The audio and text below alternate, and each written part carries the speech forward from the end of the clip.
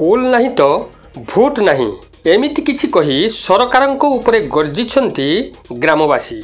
Added ବିଦ୍ୟାଳୟକୁ ସରକାର ବିଭିନ୍ନ ଆଳ ଦେଖାଇ ଅଚାନକ ବନ୍ଦ କରିଥିବା ବେଳେ ଏହାକୁ ବିରୋଧ କରି କଣ୍ଟାବଣୀ ନେତ୍ରମୋହନ ଉଚ୍ଚ ପ୍ରାଥମିକ ବିଦ୍ୟାଳୟ 15 ଦିନ ପୂର୍ବରୁ ଫାଟକରେ ତାଲା ପକାଇଥିଲେ ଅଭିଭାବକ ଓ ଛାତ୍ରଛାତ୍ରୀ।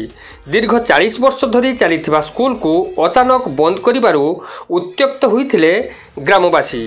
ବିଦ୍ୟାଳୟ ଖୋଲିବା ଦାବିରେ ଶତାଧିକ ମହିଳା ଭୋଗୁରାଇ ବିୟୁଙ୍କ କାର୍ଯ୍ୟାଳୟ ଘେରାଉ ମଧ୍ୟ କରିଥିଲେ ଏବଂ ଆଜି ବିଦ୍ୟାଳୟ ସମ୍ମୁଖରେ ଏକ ସାମ୍ବାଦିକ ସମ୍ମିଳନୀ କରି ଭୋଟ ବର୍ଜନର ଧମକ ଦେଇଛନ୍ତି।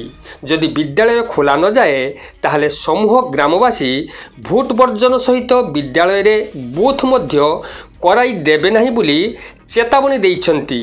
ସରକାରଙ୍କ ନିର୍ଦ୍ଦେଶ ଅନୁସାରେ ଚଳିତ ବର୍ଷ ଭୋଗୁରାଇର କଣ୍ଟାବଣୀ ନେତ୍ରମୋହନ ବିଦ୍ୟାଳୟ ବନ୍ଦ କରାଯାଇଥିଲା।